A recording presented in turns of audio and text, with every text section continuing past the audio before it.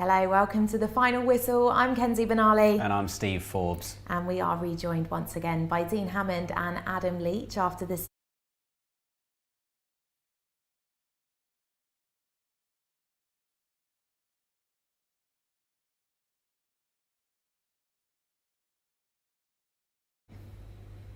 I'm very pleased, and yeah, like I said, it's nice to get one right after getting a lot wrong. And I keep going 2-1, so law of averages, but no, a very, very good result. A good response after last week, and especially a good response in the second half after a bit of a bitty first half. Didn't quite get going, couldn't quite get into the normal rhythm that we've been used to with Southampton, but an excellent away performance to win the game 2-1.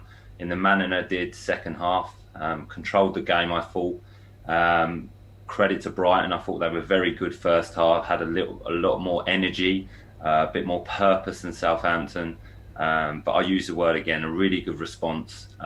Danny Ings coming off the bench made a difference, made an impact. I think he helped raise the tempo and the belief in the other players. So a really, really good result and a really important 3 points. And you know, long continues the fantastic start to the season.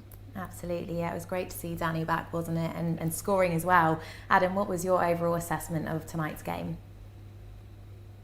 Well, I guess it's probably trotting out the old cliche of about winning when you don't play well, and that being the sign of a good team. And I think that was Saints tonight. I'm not saying they didn't play well throughout the 90 minutes, but I mean they were very fortunate probably this evening to get that 3 points. I'm not sure on the balance of play you would argue that was a deserved 3 points, but they got 3 points. And when you look at teams who do very well, teams who are successful, they manage to pick up these wins where perhaps they're not quite at the top of their game, or they find opposition who play very well against them, and yet they still find a way. And that was probably summed up Saints' performance really. First half, very fortunate to get out of that half-time level, and you know, they could have been a couple behind by then and really struggling and up against it. Second half, Gineppo really struggled in that first half, and it was a good change bringing on Ings and dropping Walcott back. It made quite a big difference to Saints in the way they were setting about playing and the trouble they caused Brighton. And then, yeah, obviously we'll talk about VAR and whatever you make of that, whether it was a stroke of fortune, as I probably think it was, or not. Nonetheless, they got the rub of the green there and they took their chance and they got 3 points on the board. And again, that is just the mark of a good team, a good confident team. They don't get too down, they don't get too rattled if they have that period where they are just struggling a little bit, and they can come out of it and still win a game. So very impressive from that point of view. Yeah, we have got a lot to get into, including the VAR decision. But let's start from the beginning.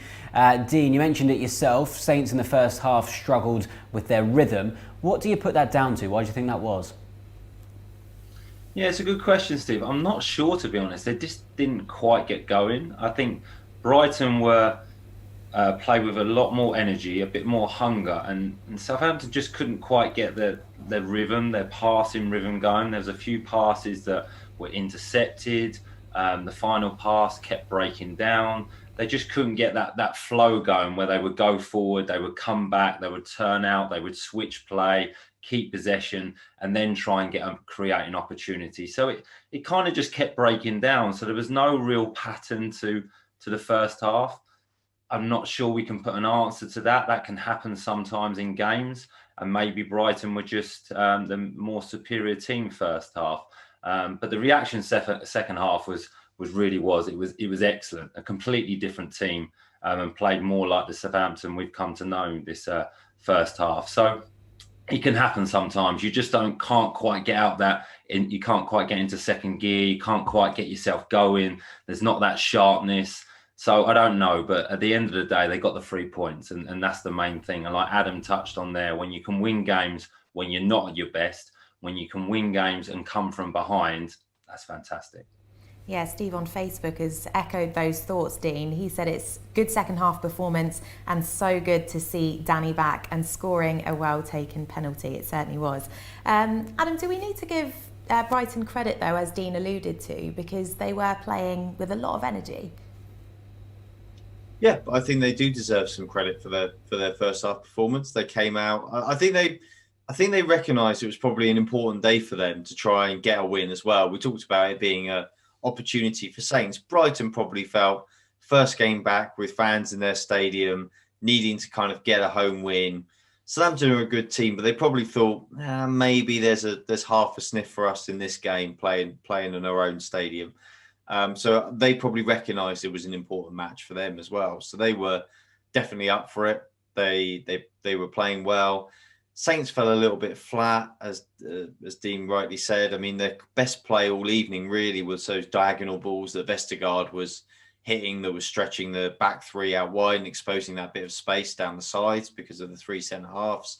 But they were sort of a bit more hit and miss in the first half. Second half, they really got going, and especially the ones into Walker-Peters as well was a really good combination from Vestergaard. But yeah, first half not quite so much, and Gineppo really was off the boil tonight. I'm not quite sure what was up with him this evening, but he was really struggling, and that didn't help matters. But you have to give Brighton credit because they were energetic.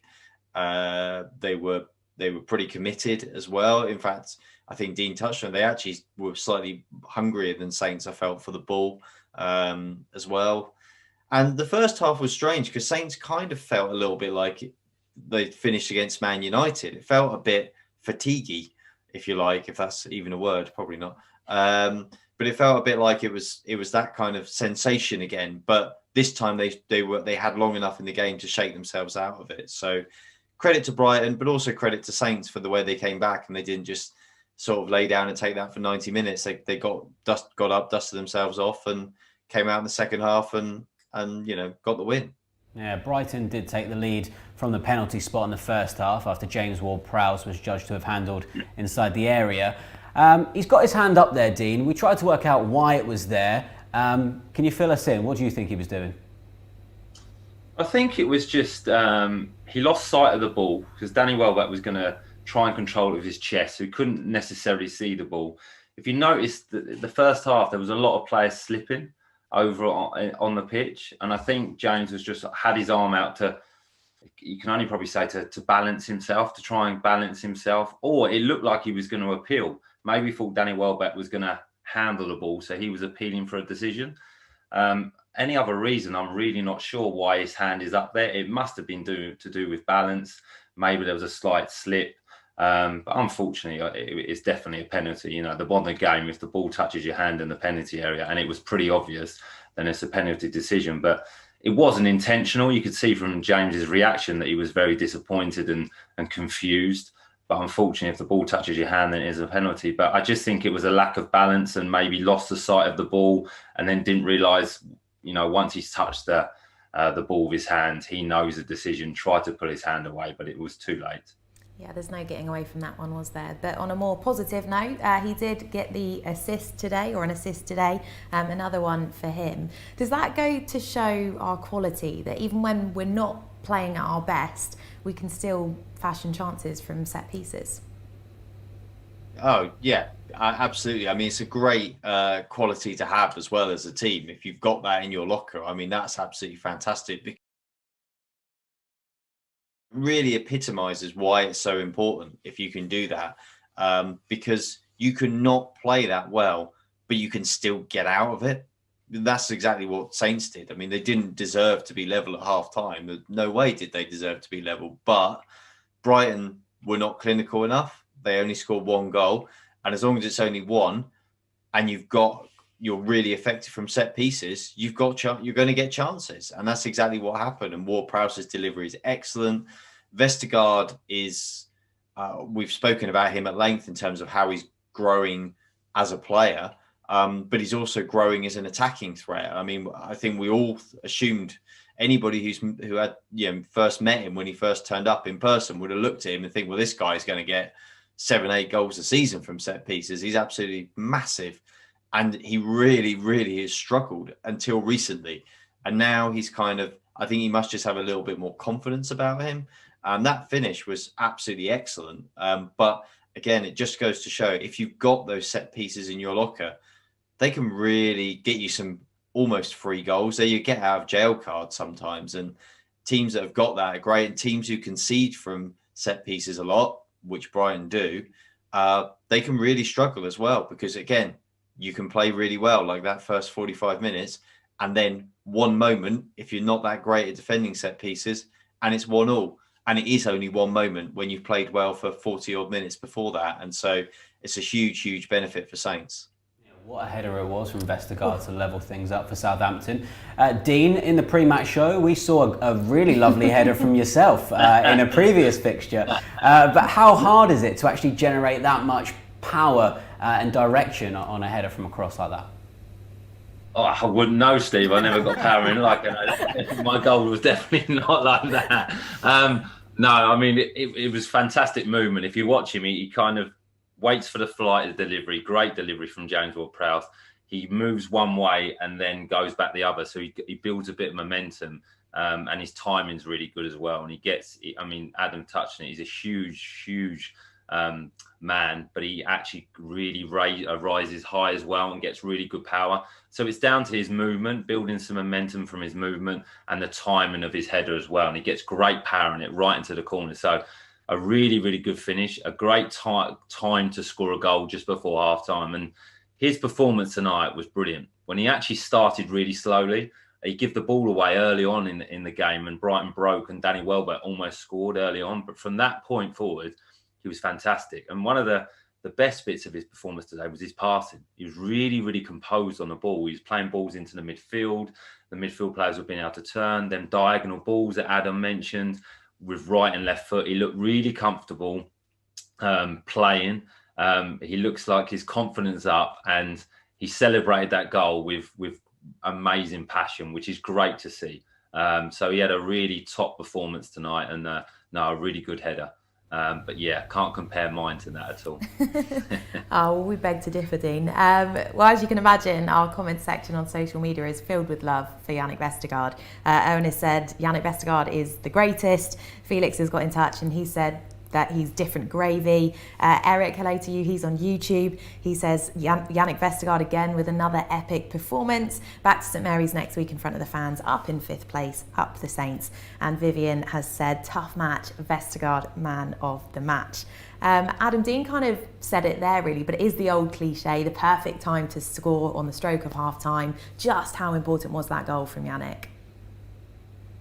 It was really important in the context of the game because I think, well, both teams would have known, obviously, that at that point, you're approaching half-time. Brighton are good value for 1-0. They could be further ahead, probably should have been further ahead. But nonetheless, I think, in a way, you get to that stage of the match and probably both teams would have been content at that moment, just before that moment, to have actually got in at 1-0. So I think Brighton would have felt a little bit like, well, okay, it's only 1-0, but we've played well. There's plenty of positives for us to take into the second half. We can kind of regroup and restructure a little bit. And Saints would have thought, right, we need to really think about what we're doing here and change this up so the second half's considerably better. But then suddenly it's 1-1. And for Saints, it's like, well, you've started that forward momentum to take into the second half. For Brighton, that's a huge kick in the guts to go in at half time, knowing that you're the better team. And not only do you not have a 1-goal lead, you know, you've got a team that are going to be coming out sort of biting at your heels straight away. And so that's really important, I think, from a mentally for the players and for Saints. And I guess they also had that added bonus, being able to chuck Danny Ings on at half time. That momentum just felt like it was behind Saints. You got the goal, your best player is coming on as well.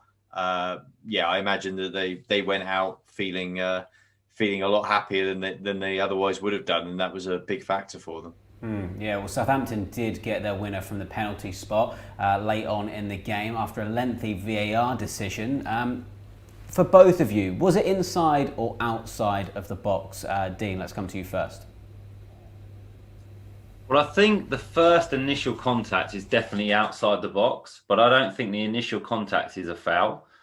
and then it goes into the box and the momentum takes it through and then it becomes a foul, in my opinion. So I can see why the Brighton players, after seeing it on the screen, disagree with the decision, because Solly March did touch Walker-Peters outside the box, but then the momentum carries them into the box, and then I think that's when it becomes a foul. Maybe that's a biased view from myself because I want the penalty for Southampton. But I think if you look at it again, VAR have looked at it. They've looked at it probably for 5 or 6 minutes. It took a long decision. I think it's a penalty. I do. If I was on the pitch, I would be angry if I was a Brighton player. But I just think that momentum that takes him in the box, Walker-Peters is away. He's going to get onto the ball. Solly March does foul him. I think that's a penalty, in my opinion. Yeah, Adam, do you agree with the team in Stockley Park that the contact went from outside to inside and then that equals a penalty? I felt it probably wasn't a penalty. And I kind of feel that, I guess that's more perhaps slightly also me railing against VAR and the fact that we had 40 odd replays of it, probably over minutes and minutes and minutes with nothing happening. Just the players just stood around on the pitch. And at the end of it, I think we came away still not knowing that we got the correct decision. That the very fact we're debating it tells you we don't even know that we got the correct decision. And for me, there's another area there where that's a failure for VAR. And I know the difficulty here is that kind of clear and obvious error stuff is a bit clouded here because this should be a matter of fact. Is it across a line or not? But actually, because of the way it is, it's not. We don't have the lines on it like the offside. So we're not able to judge it in the same way. And so therefore, we've got one guy on the pitch who's watched it in real time and given his opinion of what he thinks he's seen. And then we've gone to a guy sat in Stockley Park who's watched the video, can't probably conclude, and so has given his opinion on what he thinks has happened. And his opinion is the one that's counted. Just doesn't feel like the right way to go about making decisions to me. It just all still feels a little bit wrong. I'm glad for Saints they got the penalty, but I'm not sure I'm that happy about the way it actually happened in terms of the VAR. Well, correct decision or not, it was good news for Danny Ings, and so good to see him back after injury, and the fans understandably are delighted that he's back playing for the Saints again. Great penalty from Danny, so good to see him back fit and scoring again, says GS on YouTube. Dean, yeah, it was great to see him back, wasn't it? A word from you on how Danny got on this evening. Yeah, it was great to see him back, and he has that influence over the other players. I think the rest of the team's standards raised when he came on. It inspired them. He's that catalyst that improved the team. A bit like last week when Cavani came on for Manchester United. He made a huge difference, and I think Danny did that tonight. He just does things better. He's just that higher quality of player, and he's a talisman for Southampton. Obviously, he's not as sharp as he was because he's been out for a few weeks, but he just has them nice touches, and he's just a goal threat. You know, anytime he gets around the box, when, you know, that time when the ball came into his chest, he played a 1-2 with Nathan Redmond. I know he didn't quite mean to. He tried to get himself, but then Nathan got in and almost scored. He just creates opportunities with his instinct to try and score a goal. And he makes players better around him. So it was great to see him back on the pitch. Really well taken penalty. Obviously, you can see he's not lost his confidence because wanted to take the penalty, put it into the top corner. So brilliant to have him back. Good decision by the manager to bring him on, give him that 45 minutes, and now he's up and running again. And he'll be a huge player for the rest of the season. So great to see him back. He'll get a little bit sharper for the next fixture, but he has such an impact on the team and the rest of the players around him. Yeah, it's fantastic. Yeah, big performance from Danny and a big impact from the substitutes bench as well. But Adam, how do you think the rest of the attackers did today? Bit of a mixed bag, to be honest, Steve. First half, there just was probably few of them really covered themselves in much glory. I felt first half, I've said already, Gineppo was well off the pace for whatever reason. Stu Armstrong unusually was a little bit subdued in the first half as well, not quite himself. It sort of came to life a little bit as the half came to an end. Che Adams sort of manfully battled away. Theo, the same. Second half, it was a bit of a different scenario, really, with Danny back in the team again. It sort of felt like it was more what we'd come to expect from Saints. There was more fluidity in their play. They looked much more dangerous. When Redmond came on as well, he added a little bit of fresh impetus, fresh legs as well, and that was good to see too, because I think he's going to be an important player in the next 4 or 5 weeks for Saints. Given they're going to need to change things up a little bit, he's going to be one of those sort of first change players for them. So I think it's encouraging to see that he's on form. So I think we sort of had a kind of a game of two halves from some of the attacking players, but it wasn't necessarily that was just them. That was kind of the team as a whole, for whatever reason. As Dean said, hard to put your finger on exactly why, but that was just the way it went against Brighton. But yeah, good to see them all getting run out, and good to see them all sort of finishing on a high, really, which was the kind of the most important thing to take forward to the next game. Yeah, absolutely. And let's look ahead, shall we, to the next game. Looking at the bigger picture, we are now in 5th in the Premier League table, and with a very winnable looking fixture against Sheffield United at home on Sunday. Dean, what are your early thoughts on that one? Well, it's 20 points from 11 games, is it now, and in 5th place in the Premier League. So a brilliant benchmark for the club so far. Going into the game against Sheffield United, I watched the game yesterday. Sheffield United are a pretty decent team, to be honest. They hold a good shape. Then they won't be a pushover at all. They're fighting for their lives. Very honest team, hard working, not a huge goal threat. So it'll be a game that Southampton can think, well, actually, we can go and win this now. We can go and get back-to-back victories. It would be nice to get a victory at home again after losing to Manchester United. So before the game, you asked me the question, how many points would it be good to get from these 2 games? I said 4, but now we've won tonight. Can we go into the home game and beat Sheffield United? What I think is definitely doable, but it'll be tough. It'll be a different type of game. Southampton will have more of the ball. They'll have to break Sheffield United down, maybe be a little bit more patient. So it'll be an interesting contest. Yeah, it certainly will be. And of course, we'll be welcoming back fans to St Mary's for the first time since March, which is something to certainly look forward to. Adam, what are you thinking for the game against Sheffield United? Yeah, I don't think Sheffield United are as bad, anywhere near as bad, in fact, as the league table suggests. I actually think they're fairly reasonable. Like Dean said, perhaps a little bit of lack of cutting edge up front has probably cost them a little bit this season, but they're well organised, they're well drilled. They're definitely committed to the cause still. They're probably lacking in quite a bit of confidence because of their results, but they're a dangerous team, I still feel, which sounds crazy when you see their league position, but I genuinely believe that they're going to win some games at some point. They are going to win some matches. They're not going to stay languishing like they are now. And they are a team that could be kind of a threat for anybody. And I think it will be, interesting to see how Saints handle it. Of course, looking at the form, Saints go into it as favourites and thoroughly deserved favourites. But if there's any hint at all of complacency, I think it will get exposed. I don't expect there to be, but if there is, then it will get exposed. So I think Saints have to treat this very seriously and try and keep in their mind that they are actually, forget where Sheffield United are in the league table and realise they're in for a competitive game against a team that really actually aren't as bad as the league table suggests. And I hope that obviously the return of the fans will boost Saints. But again, the fans who are there, who are lucky enough to get in and watch a game, they shouldn't be complacent either. Saints are riding high, but they've got another chance for a win. They need to keep on ploughing on. It's amazing when you're trying to compete for those top positions.